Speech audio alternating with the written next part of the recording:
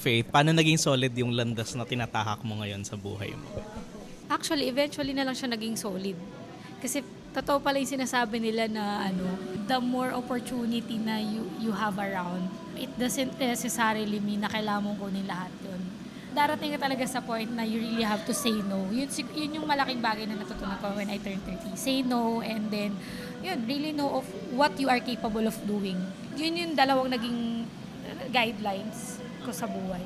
Na parang I won't be missing out something naman if hindi ko to gagawin. Kasi hindi rin siya in line sa what I enjoy the most doing.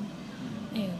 Pag nahanap mo na yung past na ito yung masaya ako, ito yung less resistant sa akin na ginagawa ko. Parang you will care less sa noise ng paligid mo. Even if lucrative talaga yung opportunity, pero if it doesn't match you as a person, your values, and yung life mo in the long run.